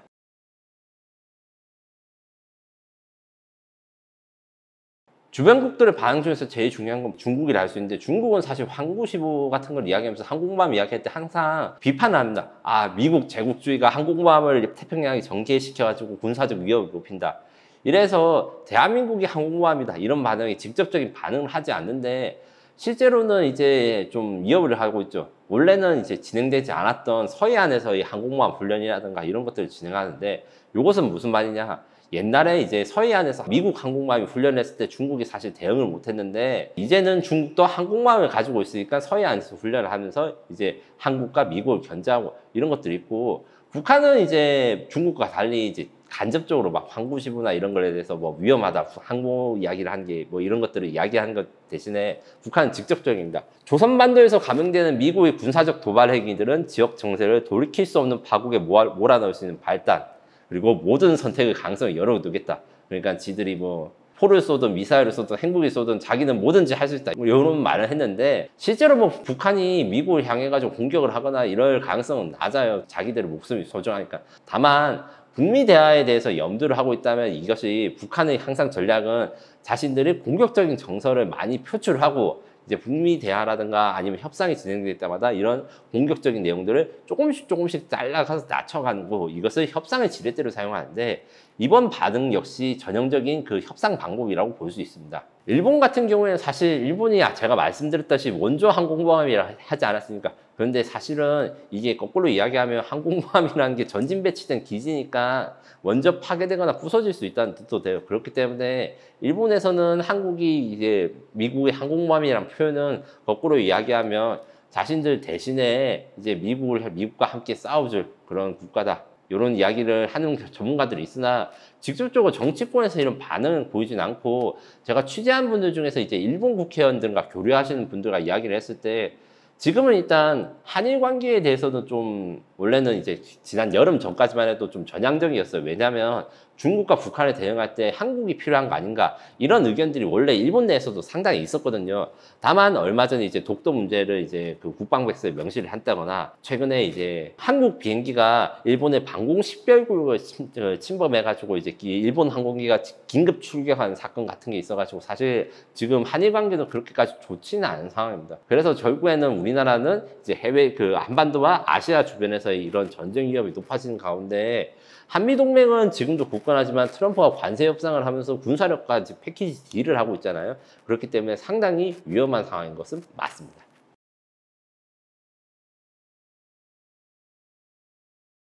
일본 언론들이 굉장히 불편하고 지금 굴욕적으로 생각하고 있고요. 관세 협상 이전에 트럼프는 뭐 일본을 사랑한다 뭐 이렇게 대놓고 이야기를 하면서도 우리는 일본을 보호해야 하는 반면에 일본은 미국을 보호할 필요가 없다. 그래서 미국이 손해다. 이런 식의 발언도 했습니다. 아베 정부가 사실 트럼프 이기 때 트럼프의 제일 큰 단짝이라 했는데 지금 현재 아베는 뭐 사망을 했고 지금 이시바 총리 같은 경우에는 아베랑 상당히 스타일이 달라요. 다른 스타일의 정부랑 협상을 하는 과정에서 사실 트럼프 행정부는 좀 갈등이 있었나 봐요. 그들은 미국 자동차를 사지 않지만 우리는 수백만 대 일본 자동차를 수입한다. 이게 일본 사람들 입장에서는 진짜 어거지거든요. 다른 분도 많이 말씀하셨지만 일본의 좁은 차도나 이런 2차선 도로에서 거대한 미국 차가 운전하기는 너무 어렵습니다. 그러니까 사실 시장 개방이 문제가 아니라 그냥 미국 차의 경쟁력이 없는 건데 트럼프가 그런 말을 듣지 않죠. 이래서 막무가내로 결국에는 $5,500 투자를 하고 관세를 15%로 낮추는 투자 내용에 대해서 지금 현재는 진실공방이 있고, 여기서 제가 이제 무역적으로나 이런 데 지식이 없기 때문에 어느 쪽 말이 맞다 이렇게 말씀드리기는 어렵지만, 군사적으로 볼 때 이렇게 협상이 끝났는데도 이 협상 부분에 대한 분석이 어렵다 이러면 사실은 군사적 지원이라든가 이런 것들을 더 신뢰할 수 있는가, 신뢰의 문제가 깨진다고 생각합니다. 원래 경제랑 군사는 분리를 해야 된다 뭐 이렇게 말씀을 하지만 사실 사람 심리가 그렇게 되지는 어렵잖아요. 그래서 일본은 일본대로 미국이 추가적으로 군사적, 그러니까 군사 무기에 대한 구매 압박을 하거나 아니면 군사훈련 동원해야 되는 것에 대한 걱정이 있고, 실제로 이제 국무부 쪽에서는 이제 일본과 호주 정부한테 이제 중국과의 전쟁이 났을 때 일본과 호주는 어떻게 할 것인가 대놓고 물어본 적이 있대요. 이때 대답이 이제 가정적인 질문에 대답하지 않는다. 그러니까 지금 중국과 미국이 지금 싸우고 있는 것이 아니기 때문에 싸우고 날 때 그때 그 상황에 대해서 해야지, 만약에 뭐 어떻게 안 된다면 이런 것에 대한 대답은 외교적으로 적절하지 않다고 했거든요. 이건 거꾸로 이야기하면 미리 약속을 해주긴 싫다는 거예요. 일본이 원래 친미 국가로 유명하고 세계에서 영국과 함께 가장 가까운 미국 동맹조차 이렇게 말하고 있다. 이것이 냉정한 국제사회의 현실이라고 점을 좀 알려드리고 싶습니다.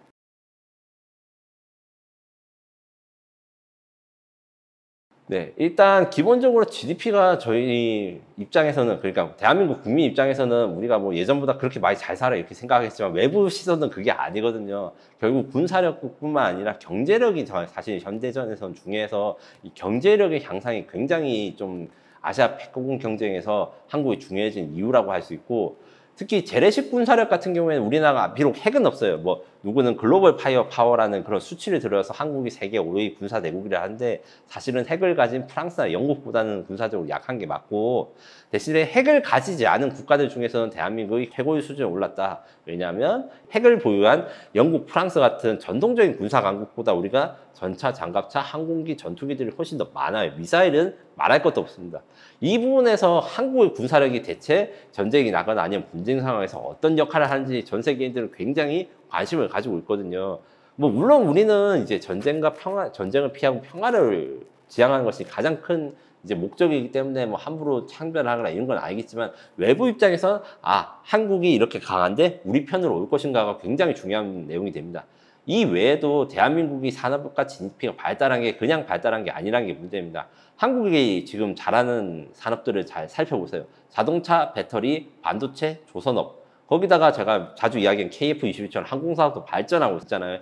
이런 제조업 강국들이 서구에서 지금 정말 찾아보기 힘듭니다. 가령 이제 중국이 드론 강국이라 하는데 이게 말이 그냥 하는 말이 아니고, 미국조차 중국의 DJI 드론을 미국화 시켜가지고 소부대용으로 드론을 만들면 중국산 DJI 드론과 성능은 비슷한데 가격이 4~5배로 뜁니다. 이게 제조업 역량의 차이가 엄청난 건데, 그나마 이런 제조업 역량의 차이를 중국과 가장 근접하게 따라붙을 수 있는 나라 대한민국이죠. 이런 능력들이 지금 이제 상징적으로 된 게 MRO가 요새 이야기를 많이 되고 있습니다.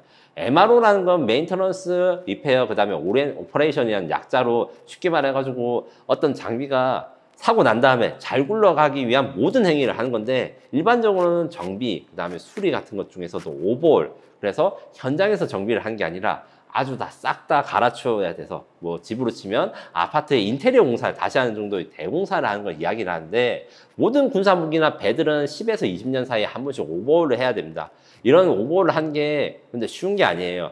뭐 실제로 일해보신 분도 있겠지만 조선소에서 일하는 게 쉬운 게 아닙니다. 해군 다녀보신 분은 깡깡이질이라 해서 배에 있는 녹을 사람 손으로 긁는 이런 것도 한번 해보셨을 건데 이게 진짜 어렵거든요. 노동집약적 사업이면서 아주 정밀한 기술이 요구되는 걸 할 수 있는 게 대한민국밖에 없다. 아, 중국이 점점 군함이 많아지고 미국의 배든 나이가 지는데 그럼 누가 고쳐줄 것인가? 한국밖에 없다. 이런 것들 때문에 이제 조선 산업이 강조되는 거고, 이런 지금 뭐 관세 협상에서 MRO를 사용해서 이게 지렛대로 사용된다. 이것들은 다 대한민국의 우수한 산업적 능력, 특히 조선과 그다음 기계, 그다음에 반도체 산업들을 얼마나 미국과 잘 협력을 하는지 요거를 활용해서 관세 협상에서 이겨내기 위해서 이런 전략입니다.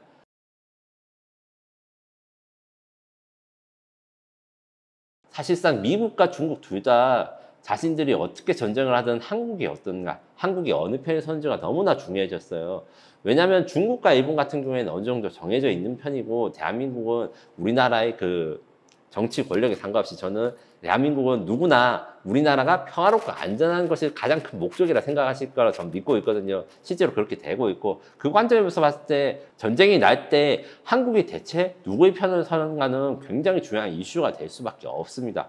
거꾸로 이야기하면 중국 입장에서는 한국과 이제 척을 지면서 전쟁을 한다는 것은 곧 전선이 두 개라는 것은 마찬가지고, 미국 입장에서도 반대로 한국이 이제 대만을 도와주지 않으면 일본과 미국의 전력만으로 과연 중국을 막을 수 있을 것인가, 이런 의문들이 나온 게 사실입니다. 그래서 대중국 경제에 대한 요구가 점점 나오고 이것들이 좀 진전되는 것도 어느 정도 있지만, 우리나라는 항상 잊어버리면 안 되는 게 우리는 항상 북한과의 휴전 상태이다. 그래서 우리나라의 군사력이나 우리나라의 힘이나 능력은 북한을 도발을 억제하는 데 포커스가 돼 있는 것이다. 이런 것들을 항상 이야기하고 있습니다. 어떤 이야기를 하냐면, 이제 전 유럽의 자주포를 다 합쳐도 뭐 한 2,000대가 안 넘는데 대한민국은 K9만 1,500대거든요. 이렇게 되면 야, 너네들은 영토도 좁은데 전 유럽에 있는 자주포보다 니네들이 더 많으면 뭐 그게 어디 다른 나라 침략을 하라 하냐, 이렇게 하면 저는 이야기해 주죠. 아무리 좁아도 이게 몰려 있으면 이 밀도에서 이겨야 된다. 근데 이것을 잘 간과하시는 분들이 많아요. 실제로 외국의 군사 전문가들도 저랑 이야기할 때 가끔 그렇게 말씀하시는 분이 있는데, 한국은 대량의 재래식 무기에 대해서 대응하기 때문에 똑같이 재래식 무기가 많고, 이것들을 해외에 파병하거나 아니면 해외에 투사하는 용도가 아니라 우리 나라를 지키기 위해 쓴다. 이런 것들에 대해서 좀 이해를 한 다음에, 아, 지금 한반도의 상황과 그 다음에 동아시아의 그 전쟁 상황에 대해서 한국이 어떻게 대처할 것인가, 여기에 대해서 각자의 의견을 만들 수 있으면 좋겠습니다. 지금 논의되고 있는 게 군산항을 미국의 MRO 기지로 삼자는 겁니다. 제가 취재를 해본 결과 이게 상당히 좀 일리가 있는 내용인데, 주한미군 기지가 평택과 군산에 있습니다. 미국 기지가 있으니까 MRO 단지를 세우면 미국의 방어막을 그대로 사용할 수 있다는 겁니다. 거기다가 군산이라는 것은 중국과 굉장히 가깝습니다. 그래서 미중 갈등이 있을 때 미국 해군이 가장 먼저 출동할 수 있는 이런 핵심 기지로 되니까 1타 3피.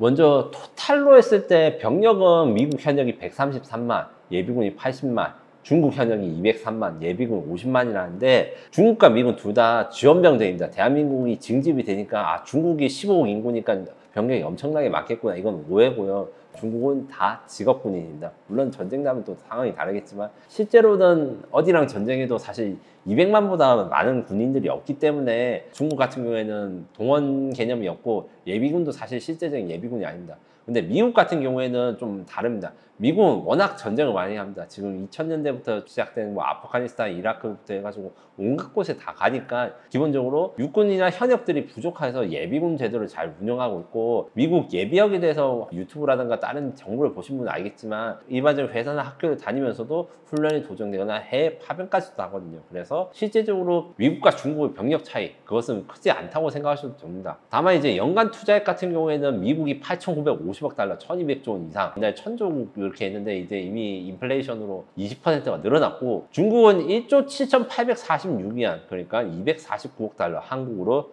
357조를 쓰고 있다고 하지만, 이것이 미국 전문가들은 다 이거 거짓말이라고 해요. 왜냐하면 이럴 리가 없다, 미국보다 훨씬 더 작게 쓰면서 이렇게 탱크나 미사일, 비행기를 가지고 있을 리가 없다, 여기에 대해서 여러 가지 근거가 있는데, 미국은 국영기업이 자산을 활용해 가지고 정부의 자산을 늘리는 게 가능하고, 군이 가지고 있는 기업들이 굉장히 많습니다. 중국은 아니라고 주장하는데, 중국에서 가장 큰 IT 기업 화웨이의 경우 창립자가 중국 군이었고, 지금은 군과 전혀 상관이 없다는데 사실 화웨이 장비들이 많이 들어 들어간 것도 있고 우리가 모르는 군대가 경영한 회사들이 많고 그 회사들의 경영 수익과 이윤이 또 군사비로 들어간다. 이런 여러 가지 추정이 있는데 그래서 최대 미국은 7,110억 달러. 그래서 미국과 거의 비슷하다 이렇게 주장하는 곳도 있으나 이게 검증이 안 되기 때문에 미국의 중국 위협론을 과장하기 위해서 이걸 만든다. 너무 중국의 국방비를 좀 확대해서 이야기한다. 이렇게 하는 게 사실 중국 측 주장이나 제가 보기에는 둘 다 좀 거짓말이 있는 것 같아요. 그러면 어떻게 생각해야 되는 것인가? 미국이 중국보다 기본적으로 군사력이라든가 국방비는 세계 2위다. 하지만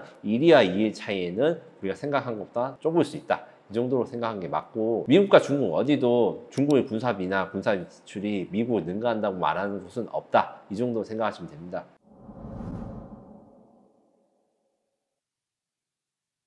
육군으로 들어가겠습니다. 육군 병력은 미국이 48만 명, 중국이 97만 명 이 정도로 돼 있는데 사실은 미국군 병력이 더 줄어들고 있고 아무래도 모병제고 옛날에는 이제 말변이라 해가지고 미국 시민권이 없는 분들을 모병하거나 미국 시민권을 주는 이런 프로그램도 했어요. 근데 트럼프 시점에서는 그것이 안 될 것 같고 병력이 더 줄어들 것입니다. 그래서 결국 중국이 미국보다 거의 2배 가까운 지상군 병력을 가지고 있다. 사실상 이렇게 보면 되실 것이고 대표 무기 특징과 내용을 보겠습니다. 미국의 대표 무기 지상군에서는 가장 중요한 게 M1A2 에이브람스 전차입니다. 전쟁이 났을 때 가장 많이 보이는데 4,657대 이렇게 하는데 실제로는 여기서 플러스 마이너스 제공되는 게 많아서 4,000대 이상 이렇게 생각하시면 되고 전차가 4,000대 이상인 게 얼마나 많은 것인가 전 세계에서 만든 전차 중에서 지금 현재 가장 많은 전차가 이 에이브람스 전차입니다. 거기다가 AH-64 아파치 헬기도 수백 대 가지고 있고 하이마스라는 다연장 로켓포 그 다음에 최근에 최신 미국 육군의 최신 무기로는 다크이글이라는 극초음속 미사일이 있습니다.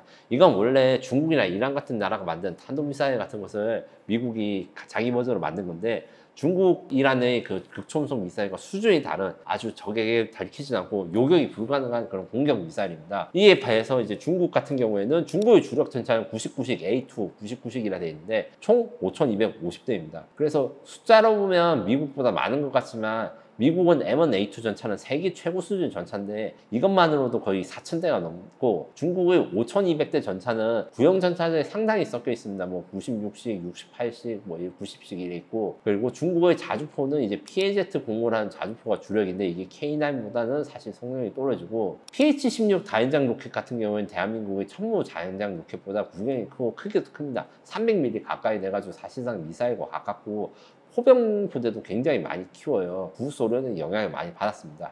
그래서 미국 육군 지상력 같은 경우에는 장비 숫자와 양은 중국이 많지만 질로서는 아직까지 미국이 우위를 가지고 있다. 연간 투자액으로는 미국은 공개되어 있는데 미국 육군에는 1년에 1974억 달러 그리고 중국은 740억 달러 내외로 추정됩니다. 중국은 군별로 이제 국방비를 공개하지 않기 때문이죠.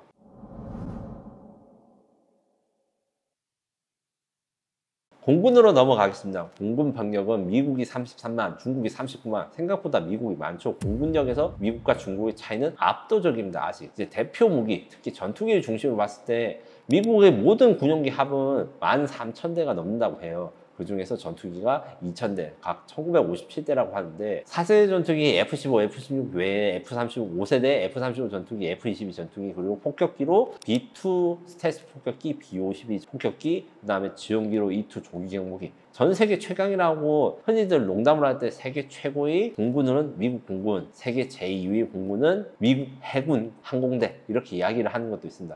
현재는 미국 해군 항공대는 중국 공군 다음에 세계 3위입니다. 중국은 세계 제2위 공군력이지만 숫자가 훨씬 적어요. 총 항공기 대수는 3,285대고 그중에 전투기가 1,200대입니다. J-20 같은 스텔스 전투기들 대부분 J-10C나 J-11 같은 4세대 전투기고 그래서 전체적인 숫자나 이런 능력 면에서는 미국보다 떨어집니다. 미국이 또 전투기만 비교하는 게 아니라 폭격기 그러니까 엄청 큰 크기로 해서 많은 양의 폭탄을 싣고 가는 비행기 같은 경우에는 B-2나 B-50이 굉장히 중요한데 중국도 폭격기가 있지만 이 B-2나 B-50보다 훨씬 작은 H-6라는 폭격기가 있습니다. 거의 절반 크기라 해서 어린애 수준이라고 봐도 돼요. 폭격기는 폭격기인데 성능이 낮습니다. 그것도 1950년대에 구소련이 이제 면허 생산을 준 것을 개량을 한 것이기 때문에 성능도 낮습니다. 이것을 해결하기 위해서 H-20이라는 미국이 지금 이란에 폭격했던 그 스텔스 폭격기처럼 이런 스텔스 폭격기를 만든다는 소문은 무성하나 이게 한 번도 공개된 적은 없어서 이 전력에서 빠져 있습니다. 그래서 미국 공군의 국방비는 이제 연 3,011억 달러 정도로 이야기하고 중국은 800억 달러 이상으로 추정되는데 사실 800억 달러가 작은 돈은 아니거든요. 대한민국의 국방비 전체를 합해도 한 4, 500억 달러도 안 됩니다.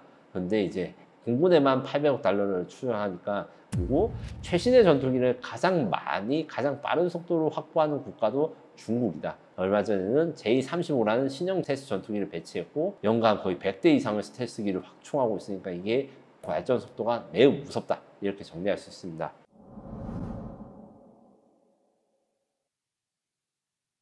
마지막으로 해군으로 가겠습니다. 해군도 역시 아직까지는 미국이 일방적인 우세입니다. 미국은 34만 명의 병력을 가지고 대형 함정이 219척 그리고 톤수 그러니까 배들의 무게를 다 합친 것을 450만 톤을 이야기하고 있는데 중국은 병력이 24만 명, 그 다음에 대형 함정이 234척, 톤수는 230만 톤으로 해서 대형함만 비교했을 때 여기서 대형함이라는 거는 흔히 우리가 생각하는 배 중에서 뭐 유람선이라든가 작은 배가 아니라 몇천 톤 이상의 뭐 구축함이라든가 항공모함들 이런 것들을 대형 함정만 모아서 비교했을 때는 이렇게 미국이 훨씬 더 무겁고 큰 거고 대신에 이제 중국은 소형함이 많아가지고 모든 해군이 사용하는 배들을 다 모으면 이미 미국의 배수량을 추월했다 이렇게 하는 것들이 많은데 중국도 아직 작고 성능이 떨어진 배들이 너무 많습니다. 1990년대 이전에는 이 중국도 이제 인해 전술이라 하죠. 인해 전술을 바다에도 그대로 사용해가지고 정말 무식한 이야기지만 항공모함 한 척을 포위하는데 조그만 통통배 한 1000대 정도 동원하면 되지 않겠냐 뭐 이런 생각을 할 때도 있었어요.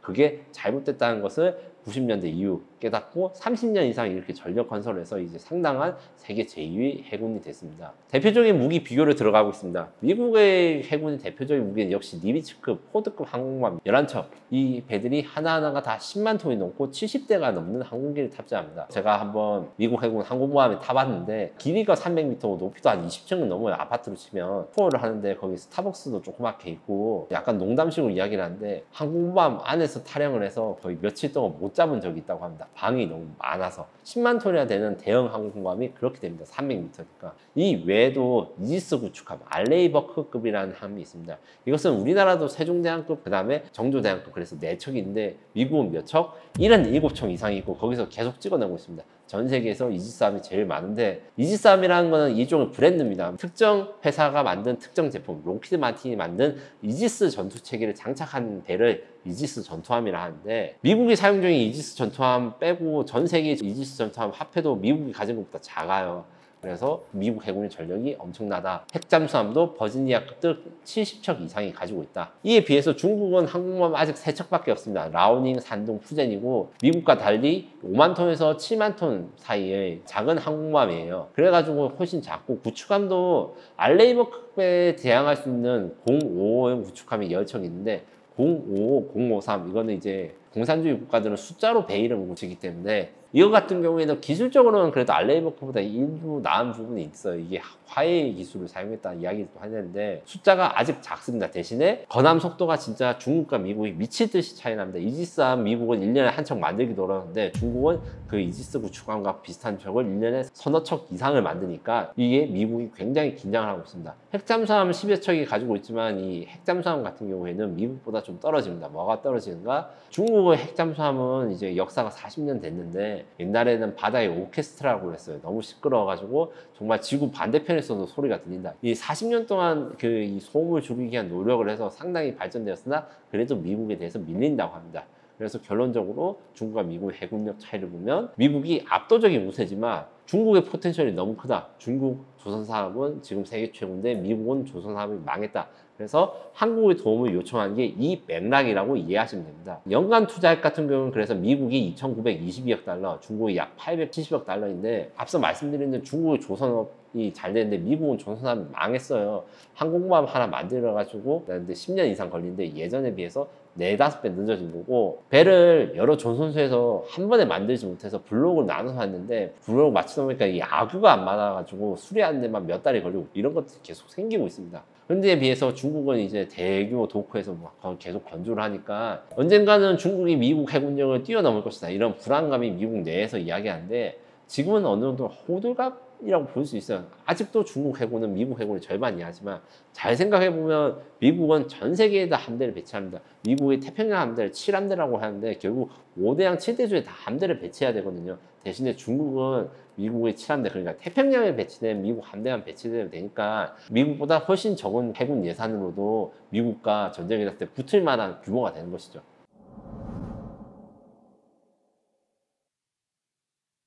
그래서 지금 미국은 결국에는 배를 스스로 못 만든다 이렇게 이야기하고 있습니다. 하나오션이 필리 조선사라는 미국 조선소를 인수해서 그 조선소를 투어해본 분들랑 제가 이야기를 좀 해봤는데 미국은 배 만드는 기술 자체가 없다고 자책을 할 정도입니다. 그리고 미국은 배를 수리하다가 배를 잃어버린 적도 있습니다. 제가 항상 이야기를 할 때 본엄 리차드함 사건이라고 미덕들 그 다음에 전문가들 사이에서 굉장히 유명한 사건이 있습니다. 이게 뭐냐면 본엄 리처드라는 것은 미국 해병대가 탑승하고 있는 미국 해군의 상륙함이에요. 이게 4만 톤입니다. 상륙함이지만 생긴 거는 항공모함이랑 똑같이 생기고 엄청 큰 배예요. 이게 수리를 하려고 도크를 갔는데 수리가 지연되고 미국 같은 경우에는 함정 수리를 하는 동안에 함에서 그 생활을 해야 됩니다. 그 수병들이. 근데 수리도 지연되고 환경이 너무 열악하니까 그 스트레스 받은 수병이 배에다 불을 질렀어요. 그리고 불을 질러가지고 거의 1조 원에 달하는 그 배가 타서 복구가 불가능해서 퇴역했습니다. 그런데 왜 퇴역했는가? 지금 우리가 말하는 MRO를 잘 못해서 퇴역을 했거든요. 미국이 이 정도로 문제가 많습니다. 그래서 이제 수리나 이런 MRO를 어디서 해야 되냐 했을 때 대한민국의 HD 현대중공업과 하나오션이 여기에 대해서 이제 미국 함정에 MRO를 하게 되는 게 이런 맥락이 있고 이 MRO가 또 비싸요. 이게 다 수제입니다. 사람 손으로 다 한 땀 한 땀 페인트를 벗기고 다시 칠하고 쓰레기 치운 것도 시작해가지고 뭐 스크류라는 거 부품 같은 게 상해진 걸 다 고치는 이런 핸드메이드 산업이기 때문에 쉽게 미국이 하기 어렵고 요거를 잘 활용해서 지금 논의되고 있는 게 군산항을 미국의 MRO 기지로 삼자는 겁니다. 제가 취재를 해본 결과 이게 상당히 좀 일리가 있는 내용인데 어떤 내용인가 보니까 MRO라고 하는 게 제가 수제 제작 이런 게 많다. 수리를 하는데 사람 손이 많이 필요하다 했잖아요. 그래서 원래 MRO라는 건 HD 현대중공업이라든가 하나오션 같은 대기업들이 하는 게 아니라 사람들이 잘 모르는 2차 조선소, 그러니까 2차 하청업체에서 많이 합니다. 그런데 그 하청업체들이 많이 모여있는 게 군산이고, 그리고 HD 현대중공업이 인수한 조선소 중에 지금 현재 잘 안 되고 있는 데 있어요. 거기다가 미국 해군 함정을 MRO 기지를 짓자. 그러면 장점이 여러 가지가 있습니다. 앞서 이제 영상들을 주한미군 기지라든가 이런 거에 대한 정보도 들으셨을 건데, 주한미군 기지가 평택과 군산에 있습니다. 특히 군산에 공군기지가 있고, 이 말은 즉슨 뭐냐? 미국 기지가 있으니까 MRO 단지를 세우면 미국의 방어막을 그대로 사용할 수 있다는 겁니다. 미국은 MRO 기지를 삼을 때 항상 기준이 적국의 공격에 방어를 잘 할 수 있는가 이걸라서 방어 미사일들이나 이런 것들을 잘 활용해야 되고, 만약에 울산이라든가 포항이 만들면 우리가 우리 돈으로 그 대공 미사일들 다 사용해야 되는데, 군산에 있으면 자연히 군산 공군기지에 있는 패트리어트 대공 미사일로 방어가 됩니다. 그래서 군산을 삼아서 MRO를 하면 자연스럽게 미국 해군은 한국에 파병을 하게 된 거고, 지금 주한미군 철수 이야기가 나오는데 미국이 철수를 못하는 미군 병력들이 한국에 상주하게 된 겁니다. 거기다가 군산이라는 것은 중국과 굉장히 가깝습니다. 그래서 미중 갈등이 있을 때 미국 해군이 가장 먼저 출동할 수 있는 이런 핵심 기지로 되니까 2타 3피, 그러니까 하나로 세 가지 효과를 나는 아주 강력한 효과를 가는 게 이 MRO 사업을 통해서 한미동맹이라든가 관세 협상에서 강력한 영향력을 받을 수 있다. 그리고 이게 상당히 가능성이 있는 이야기입니다.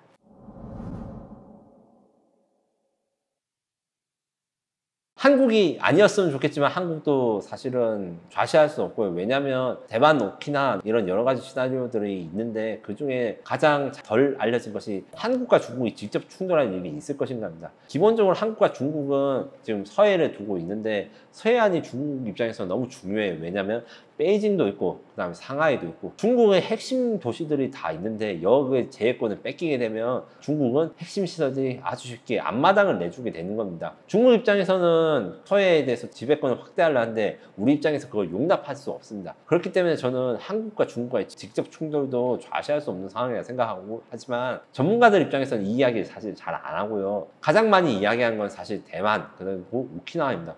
오키나와는 다들 아시다시피 오키나와 자체에 미국 해병대 기지가 있고 오키나와 밑에 일본과 중국, 대만이 영토 분쟁을 하는 섬에 대한 분쟁이 있습니다. 이 섬을 뺏고 뺏기는 것들이 싸움이 일어날 수 있다. 왜냐하면 이 섬들은 결국 중국이 태평양으로 나가는 길목에 있어서 이 섬에다가 대공 미사일이라든가 미사일 배치하면 중국이 태평양으로 나오지 못해요.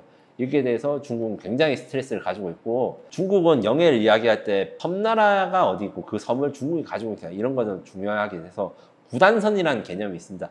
이것들을 사실 아이돌 좋아하시는 분들은 그 아이돌 분들이 구설수에 올라오는데 해서 한 번쯤 들어보셨을 건데, 중국의 바다에 대한 국경이 이런 것들이 너무 중요해서 이것들을 정의한 선인데, 그래서 섬을 중국이 얻기 위해서 싸울 수 있는 가능성이 크다. 그리고 이제 또 이야기할 수 있는 게 대만.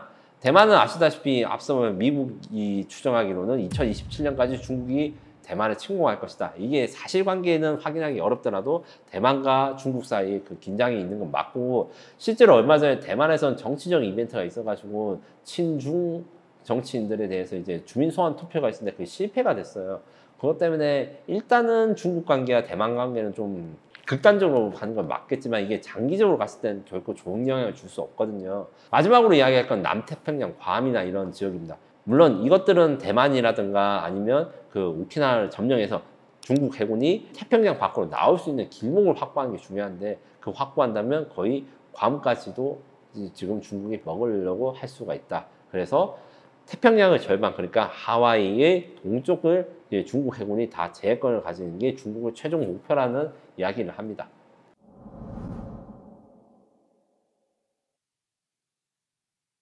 지금 현재로는 사실 중국이 미국을 이길 수는 없지만 미국에게 어마어마한 타격을 줄 수 있다. 여기에 대해서 제가 항상 이야기를 드리는 게 뭐냐면, 미국에서 나온 소설 중에 유령함대라는 소설이 있습니다. 중국과 미국의 가상 전쟁이 태평양에서 벌어지는 것을 소설로 만드는데, 이게 단순히 소설이 아니라 전문 미국의 그 유명한 분석가들이 자신이 분석 보고서를 사실 소설 형태로 바꾼 거예요. 그 소설의 이야기를 좀 빌려서 하자면, 중국과 미국이 이제 제해권, 그러니까 태평양의 패권을 잡기 위해서 대만을 점령하고 이렇게 공격했을 때, 결국에는 현재는 미국 해군의 전력이 크고, 이 큰 원인은 결국 미국 해군은 전 세계에 퍼져 있다. 대신에 7함대랑 중국 함대, 그러니까 지금 현재 태평양에 있는 함대로만 중국을 상대하기로는 미국이 버겁다.